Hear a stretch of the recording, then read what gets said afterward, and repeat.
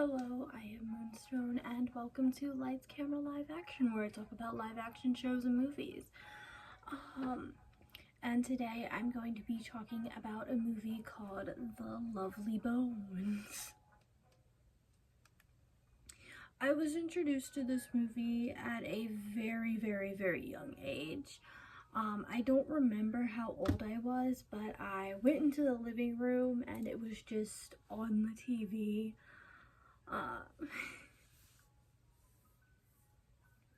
And yeah, I went into the living room and it was just on the TV. And it was in the middle of the ship in a bottle scene.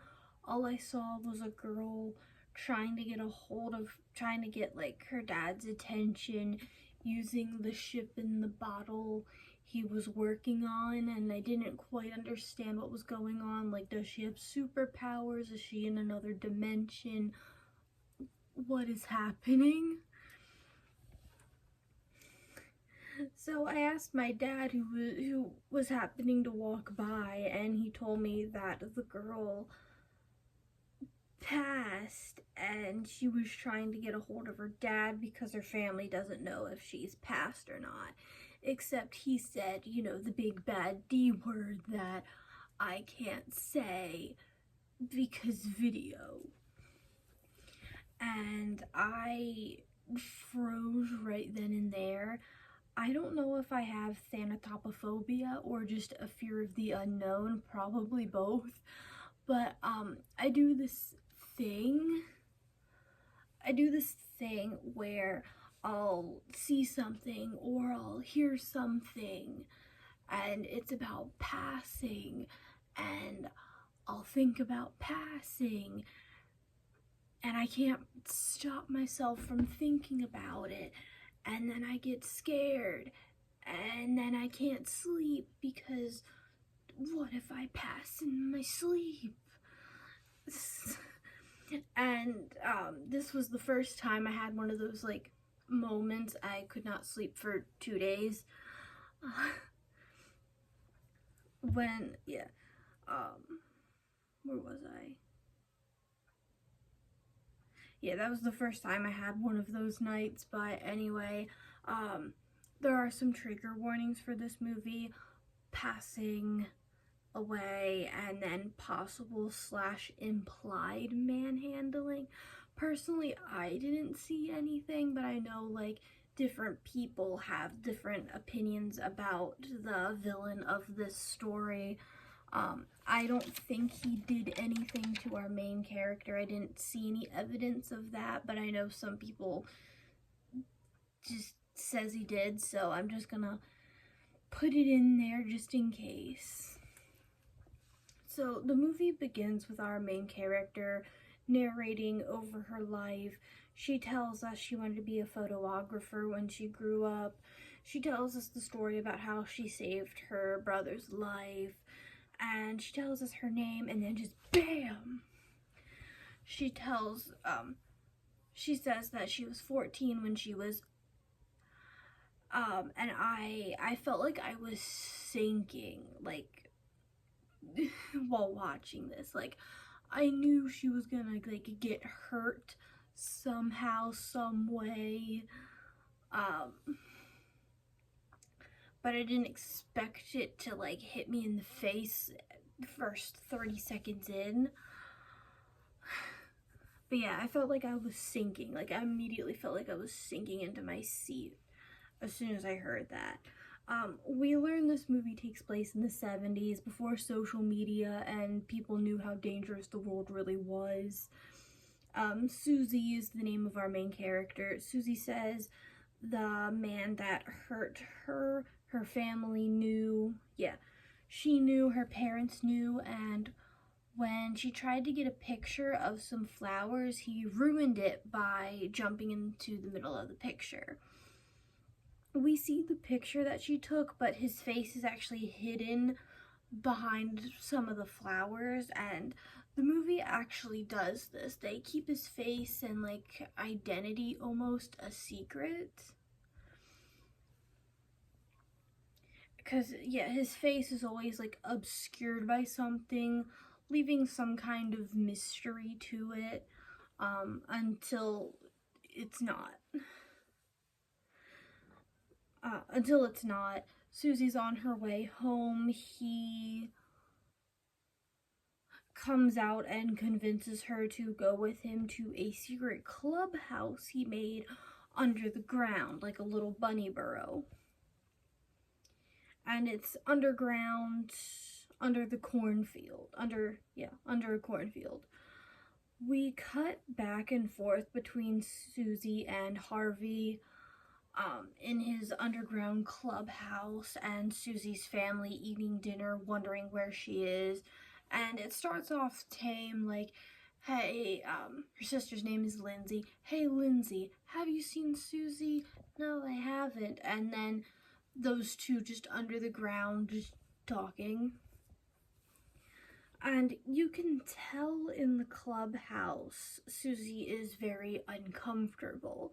Like, she's surrounded by all these toys, and all these candles. It should be comforting, but it's not. There is something off about it.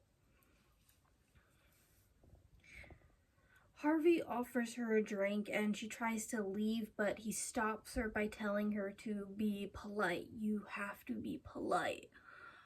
Which I had to pause it at this moment. I don't know if I've ever said it in a video, but growing up I was always told to be nice.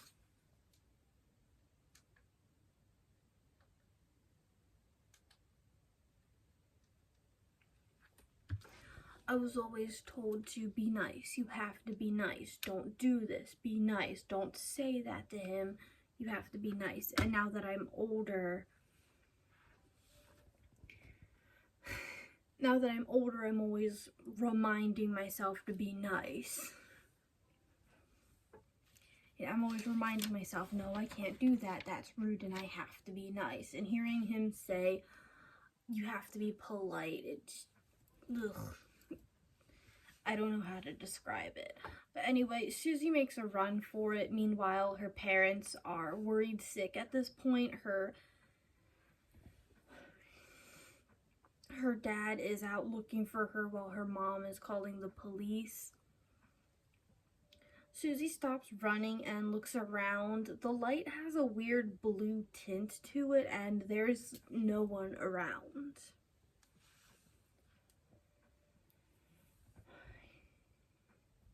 Like her and her dad are in the same place, except when we cut to the dad, there's all these people everywhere, and when we cut to Susie, no one is there, and there's like a blue tint to the lights. It's weird. Susie ends up going home, except there's no one home, even though her mom is there talking to a cop, and it looks like Susie is in another, like, dimension, where everything's the same except nobody is there. She ends up going into a white room and there's a man with a washcloth over his face in a tub of dirty water. The man moves the washcloth and it's Harvey. Susie screams and is taken to another dimension. Meanwhile, the cops find her hat and tell her parents that she's gone. They don't know where she is. She's just gone.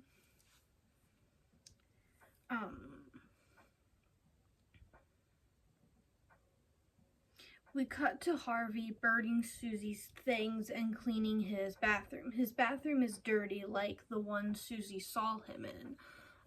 Visual storytelling moment. Obvious. It's pretty obvious, but Susie didn't get away from Harvey.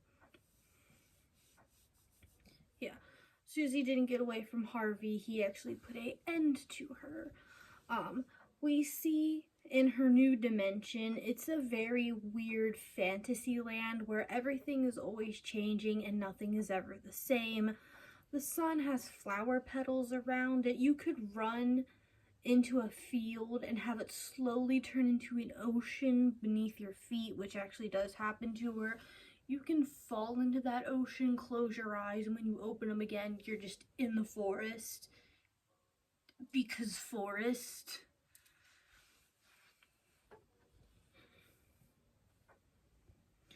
Susie can catch glimpses of what's happening in the real world, but is unable to um, get anyone's attention or to do anything about it. Except for one girl named Ruth, labeled as the weird girl by their school. She actually saw Susie running away that night, the only one to acknowledge that Susie was there. Susie then meets someone in this land of in-between, a girl who calls herself Polly. Polly tells Susie that she keeps looking back and she needs to move forward. She's gone. We watch Susie and Polly play together in the land of in-between. Susie's dad ends up taking a camera roll. I already told you, Susie said she wanted to be a photographer when she grew up, so she had a camera and she took all kinds of pictures, and she had a bunch of different rolls that needed to be developed but never had the chance to do it. Her father took one of the rolls and began developing them, eventually getting to the very last one. While looking at the pictures that Susie took, Susie's dad comes to the realization that it had to be someone they knew. He calls the cops over and over again while doing some investigating to himself. Every time he gets a lead, he calls the cops to investigate. Susie's mom ends up leaving, not in like a divorce way, but just, or at least I don't think it's done in a divorce way. I think she just needs to like move and to get away from everything for a minute, because that is some very heavy stuff and she just had to get away from it for a moment. Susie watches as her sister Lindsay got her first kiss, something that she wanted but now can never have. We watch the world slowly move on and heal from Susie. Meanwhile, Harvey, he's set his eyes on his next victim, Susie's sister Lindsay. Susie's dad is finally on the last roll of film He develops it, and it's the one that Harvey ruined. Susie sent her dad a message with the flowers, through some flowers. Now, Susie's dad and Lindsay knows like something's up with Harvey, something's off about him. I can't describe it, but something's off. Susie's dad grabs a baseball bat and runs into the cornfield looking for anything. He ends up getting hurt and into the hospital, Susie watching it all.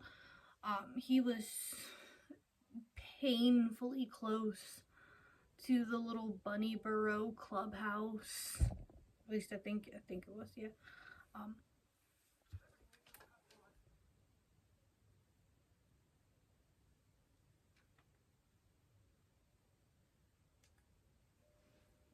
I hate ads. I hate them so much. Hospital, Susie watching it all. Susie then kind of wanders the in-between alone. She ends up finding the bodies of others like her, the last one being Polly. And as soon as I heard, what does Susie say? A name she likes to be called was Polly. I instantly thought of the Nirvana song. And I don't know if because Susie just says like the names and ages of all these girls. She doesn't like give like very much detail as to what happened to them. But I know the Nirvana song Polly is like a real case that actually happened, that was real.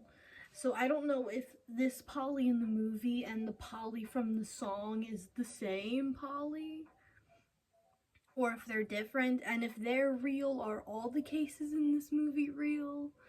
It kind of made me wonder. Susie ends up in Harvey's basement, ends up wandering into Harvey's basement, where we see what actually happened to her. Susie did try to escape, but Harvey pulled her off the ladder, making her fall. We then see Harvey drag a bag leaking red fluid and throwing it into a safe. Lindsay does some investigating of Harvey on her own by breaking into his house to find something, anything, and she does. Lindsay ends up finding Harvey's plans, a big old notebook. Yeah, ends up finding like a notebook with plans for the clubhouse. How is he gonna build it? How far is it from Susie's house? Even the lock of Susie's hair is in there. It's all in the book. Lindsay steals the book and runs home looking for her dad to show her, but standing right in the middle of the living room is her mom.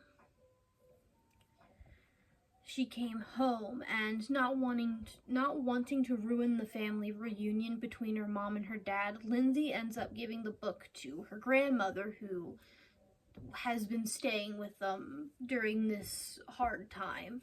I forgot to mention that. And the ending didn't really happen the way I thought it would. I thought, oh, the family has the book, now all they have to do is call the cops and show them, and Harvey's gonna get thrown in jail, and there we go, happy ending. Kind of.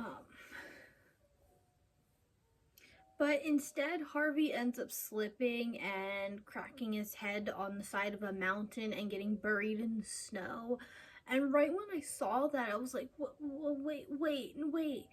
The family, how are they going to get their closure? And I actually had to I thought that was unsatisfying until I actually sat down and I was like, wait a minute, they have the book. The book is their closure. They know what happened. They can kind of start to they have their closure. They know who did it. They know how it happened, what happened, and all that. The book is their closure. And Harvey did get what he deserved. I mean, between and rotting in jail, which one's worse? So the ending makes sense. It didn't happen the way I thought it would, but it does make sense. But yeah, that's how the movie ends. Thank you guys so much for watching. I'll see you all next time. Bye.